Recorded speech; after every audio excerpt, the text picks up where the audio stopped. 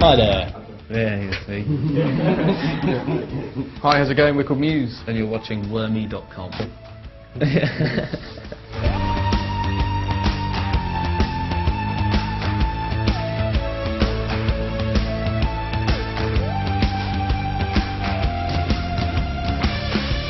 There's a bit of a love story in the album, which is quite influenced by the book 1984. The story between Winston and Julia, the two protagonists in the book 1984.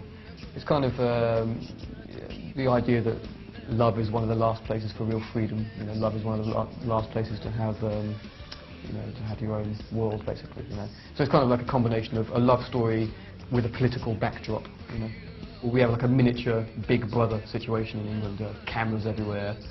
Being in England's been a bit like being like a miniature version of the book 1984, What's quite different about this album is we produced it by ourselves, and we didn't have a producer, so every single element, every single idea and note and every bit of inspiration has like solely come from us with no outside opinion at all. So it was quite a challenge, I suppose, to really find a lot of new musical areas for us to discover and record and try. It's for that reason, it's definitely given the album a very different sound than last time. I think some of the sound of the album is approached in maybe a simpler way than last time.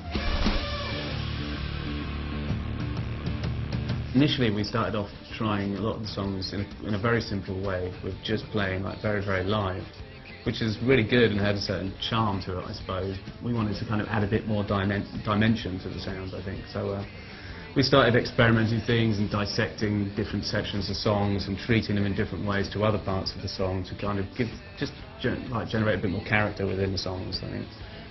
This album definitely sounds very different from the last album. Dom decided to do very much electronic drums, no acoustic drums. It was all electronic programmed. And Chris decided to play like a kind of like a slap bass, which is very weird. And I decided to play nothing at all. So this is a song where the production is, the instrumentation, the style of play radically changes the feeling of the song, and that had an effect, and it made me decide to change the lyrics. What we're listening to, a bit of anti-pop consortium in the studio, a little bit of Kanye West.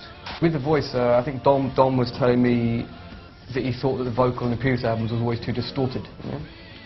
And so I was very nervous that because we're producing ourselves, he thinks I'm going to distort the vocal a lot. It's quite a famous thing that when singers are involved in producing their own music, they tend to make the voice very distorted and affected, Or very quiet. Or very quiet, yeah. So it's actually Dom more than anyone was trying to make me not distort the vocal, basically. So the vocal is quite clean, it's quite a clean vocal sound, really. It's not really affected much.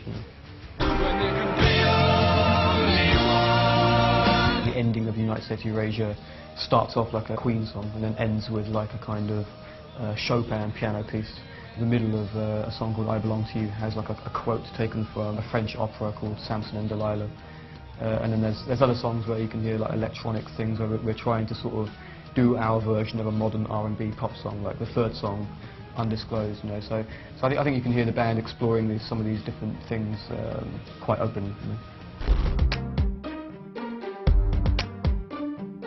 And next time we go on tour, I think we are going to think more about trying to introduce narrative into the set, and we may actually have some slightly theatrical elements involved, even possible actors, doing stuff and like acrobats and things. So who knows? I think we might end up just doing operas and rolled and not doing albums anymore.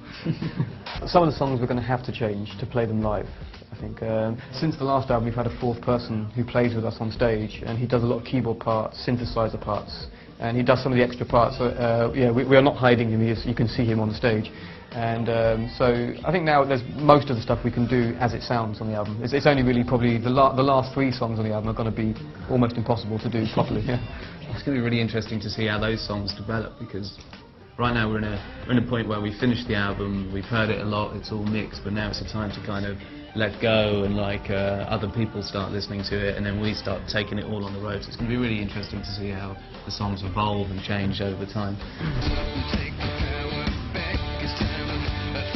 Any artist cannot have can never be offended by someone wanting their music. You cannot really complain about it.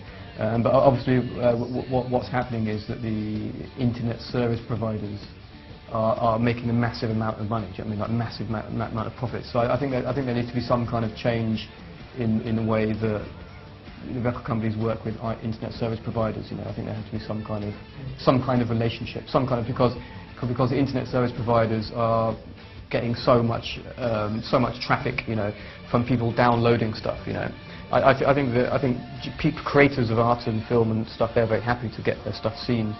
But of course, if it's all for free, then that means there's no money for production. You know, so I don't know. I mean, it's good and bad, basically.